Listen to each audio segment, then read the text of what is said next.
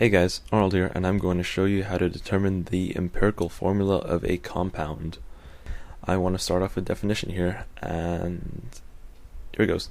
So, an empirical formula is a formula that shows the ratio of each element present in a compound with the smallest possible integers. So in other words, the simplest ratio. And below I have an example of what is an empirical formula and what isn't an empirical formula. The first one is an empirical formula. It's actually the empirical formula of thiophene, C4H4S. So 4 carbons, 4 hydrogens, 1 sulfur.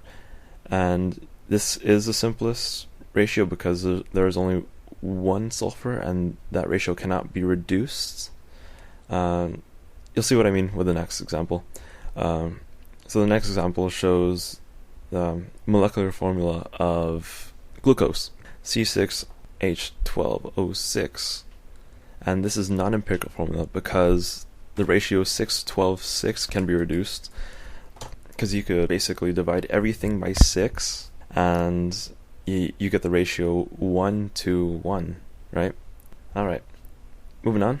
Alright, so when asked to determine the empirical formula of a compound, the format of these questions usually give you the percent composition of the compound. For example, a compound contains 23.3% magnesium, 30.7% sulfur, and 46% oxygen. Find the empirical formula. These percentages indicate the percent by mass which these elements are found within the compound. Okay, we have a problem. So now we need a plan of attack. These next 4 steps will highlight what you need to do in order to find the empirical formula. Alright, first things first. The problem gives us percent composition by mass. And in order to get the empirical formula, we need to compare the moles of each element in the compound with each other. And to do that, we need to change the percent by mass into moles, so then we can compare the moles through division. So, first things first, we need to change the percent mass into actual mass. And to do this, we assume that the overall mass of the sample is 100 grams. Why 100 grams? It's because 100 grams and 100% line up so smoothly that you can just change the percentages into mass by making them grams. Alright, so once you have your masses, your next step is to convert those masses of each element into moles. And to do this, we divide each mass by the element's respective molar mass, and these values can be found on the periodic table, and the units for these molar masses are grams per mole. So when you divide by grams per mole, you end up with moles, assuming that the mass that you're initially working with is in grams. So after you have the moles of each element, we now need to calculate the ratio of the moles of each element. And to do this, we divide the number of moles of each element by the element with the smallest number of moles. And we do this so that we don't get fractions smaller than 1. So when we divide each element by the element with the smallest number of moles, we should end up with numbers greater than 1 and 1, because when you divide the element with the smallest number of moles with itself, you end up with 1. And so after you get that, you want to use the smallest whole number ratio to write out the empirical formula. I'll explain more on this later on in the video. Alright, so we're back to the problem. I'll reread the problem. Compound contains 23.3% magnesium, 30.7% sulfur, and 46% oxygen. Find the empirical formula. Alright, so step 1. Assume that the overall mass of the compound is 100 grams. So what we basically do from here is change these percentages into mass by making them grams. So instead of 23.3% magnesium, we make it 23.3 grams magnesium. And instead of 30.7% sulfur, we make it 30.7 grams of sulfur. And for oxygen 46 grams oxygen.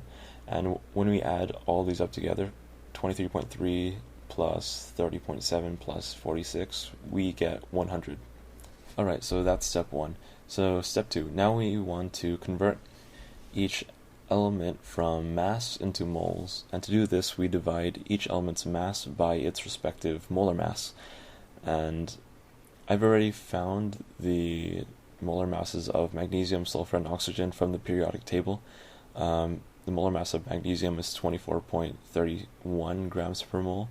The molar mass of sulfur is 32.06 grams per mole, and the molar mass of oxygen is 16.00 grams per mole. So we divide the masses by the molar masses. So starting off, 23.3 grams of magnesium divided by its molar mass of 24.31 grams per mole equals 0.9584531 moles magnesium. So yeah, that's a lot of decimal values, right? Things with these problems, we want to try to be very precise. We don't want to round off really early because that might mess up our judgment later on, and you'll see what I mean later. So you do the same with sulfur and oxygen, and you get these values: 0.957579538 moles sulfur and 2.875 moles of oxygen. Alright, so step 3. Now we want to calculate the ratio of the moles of each element. And to do this, we divide each element's moles by the element with the smallest number of moles. And in this case, that element is sulfur, even though it's just a tad bit smaller than magnesium. Tad bit less than magnesium, sorry. So we divide the moles of magnesium, sulfur, and oxygen each by 0.957579538. And when you do that, you should still get decimals, but those decimals should be really close to whole numbers in this case. So when you divide the moles of magnesium by the moles of sulfur, you should get a decimal number that's very close to 1. When you divide the moles of sulfur by the moles of sulfur, you should get exactly 1.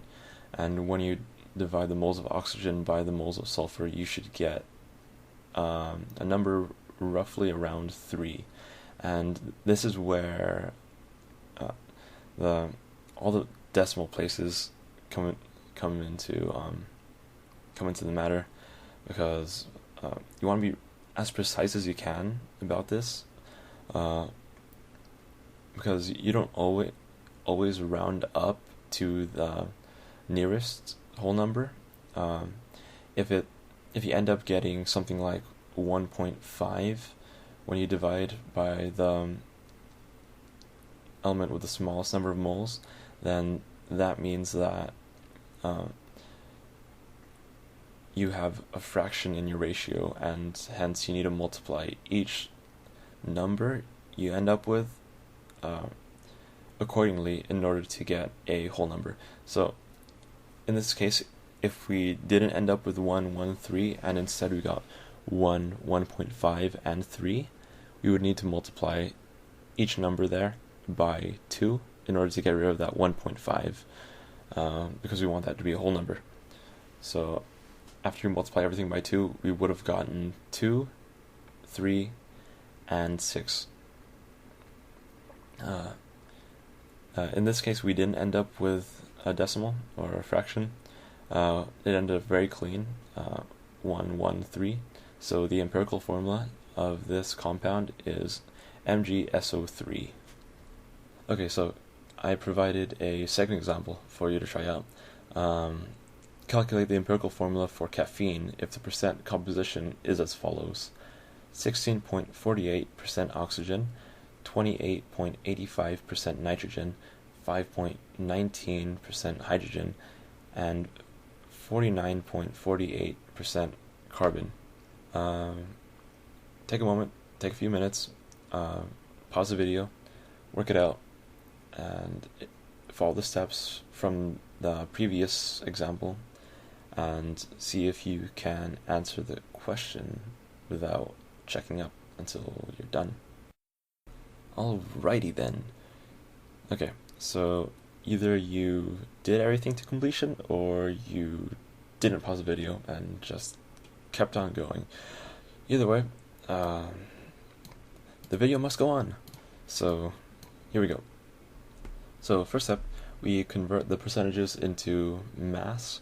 So we have 16.48 grams of oxygen, 28.85 grams of nitrogen, 5.19 grams of hydrogen, and 49.48 grams of carbon.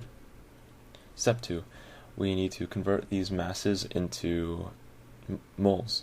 So we divide by the molar mass of each respective element. The molar mass of oxygen is 16, the molar mass of nitrogen is 14.01, the molar mass of hydrogen is 1.01, and the molar mass of carbon is 12.01. Each of these are in grams per mole, and the values for the moles should be as follows. Alright, so now that you have the moles of each element, you want to divide by the element with the smallest number of moles. Here it's evidently oxygen with 1.03 moles. So you divide each element by 1.03, and so you should get 1254. So your empirical formula should look like this: C4H5N2O, 4 carbons, 5 hydrogens, 2 nitrogens per 1 oxygen. If you got that right on, if you didn't, check your work, see if you could find your mistake, but we're moving on. We're going to move on to something different. We're going to find the molecular formula of a specific compound, and the molecular formula is a specific ratio, and it's not the simplest one, unlike the empirical. So we're going to use the empirical formula of the previous example, C4H5N2O, and to find the molecular formula, the problem would need to give you the molar mass of the specific compound. And so here we have it. The molecular mass of this specific compound is 194.19 grams per mole. Alright, so to find the molecular formula, we need to know the relationship between the molecular formula and the empirical formula. So we know that the empirical formula is the simplest ratio of elements in a compound, and the molecular formula is any specific ratio. The relationship between the two is that the molecular formula will be a multiple of the empirical formula. So if we had the empirical formula from the last problem, the molecular formula could be C8H10N4O2. It could be C12H15N6O3. Do you see where I'm going with this? The first time I multiplied the ratio 4, 5, 2, 1 by 2. The second time I multiplied the ratio by 3. And so those two could possibly be the molecular formula. We don't know yet. This is why we must be given the molar mass of the specific compound. In this case, it's 194.19 grams per mole.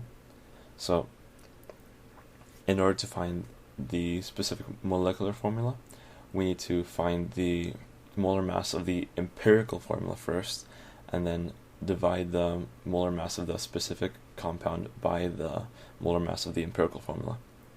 So finding the molar mass of the empirical formula should be a review. You multiply each element's molar mass by how many atoms of the element are in the compound. So there are 4 carbons, 5 hydrogens, 2 nitrogens, and 1 oxygen. So you multiply those numbers by the element's respective molar mass, and you add those together, and you should get 97.11 grams per mole of that compound. So now that we have that, we want to divide the molar mass of the specific compound, 194.19, by the molar mass of the empirical formula. So we divide that number by 97.11 grams per mole, and we get roughly 2. So the molecular formula is a multiple of 2 of the empirical formula. So instead of C4H5N2O, you multiply each number in that ratio by 2, and you should get C8H10N4O2. And that is your molecular formula. There's one more problem in this video, and this is the most complicated way this type of problem can be presented to you. Alright, so in this problem we'll be calculating the empirical formula by analyzing a combustion. So here's the problem. Quinone, an organic chemical used in dye and photography, is composed of carbon, hydrogen, and oxygen. If it is found that the combustion of 0.210 grams of the compound yields 0.504 grams of CO2 and 0.070 grams of H2O, determine the compound's empirical formula. And here's a little hint. Recall that a combustion reaction occurs between a substance and oxygen, and in order to yield CO2 and H2O. So you have O2 and your substance as your reactants, and you have CO2 and H2O as your products. Let's see if you could work something out. Pause the video, think about it, and check back in when you think you have something, and the video will go on. Alright, so to start this off, we want to look at the formula for the reaction. Just generally, it doesn't have to be balanced. We just want to get the grasp of what's happening here. And since we don't have the ratio of each element in the compound, I have replaced them with X, Y, and Z. So we have CXHYOZ plus oxygen, and that yields carbon dioxide and water.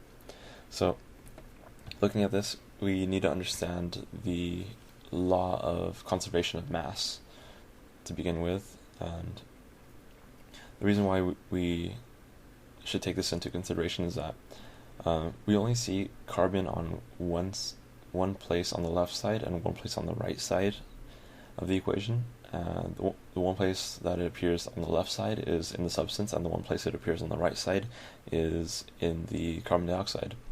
The same observation could be made with hydrogen. It's only present in water and in the compound.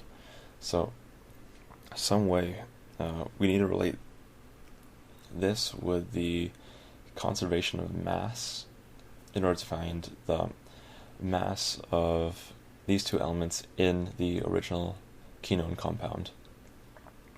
So the reason why the conservation of mass is so important is because, looking at it, the 0.504 grams of carbon dioxide contains all the carbon dioxide from the original substance, and the same thing could be said about the water. It contains all the hydrogen from the original compound. And so the first step is to find the mass of carbon in the product and the mass of hydrogen in the product, and that should be equal to the mass of hydrogen in the reactant and the mass of carbon in the reactant. And since carbon and hydrogen are only present in the original compound, you'll have already found the masses of carbon and hydrogen in the original compound. And masses, if you recall from the previous two examples, is what we typically found first before finding moles. And so, yeah, we need to find the masses. So I've rewritten the stuff from the previous screen just so we could have some room to work. So we originally have 0.504 grams of carbon dioxide and 0.070 grams of water, and we want to find the mass of carbon and the mass of hydrogen in the products. Starting with carbon dioxide, to find the mass of carbon in the carbon dioxide, we need to find the mass percentage of carbon. And to do this, we divide the molar mass of carbon by the molar mass of the entire compound, CO2. So we have the molar mass of carbon, 12.01 grams per mole, divided by the molar mass of the whole compound, 44.01 grams per mole.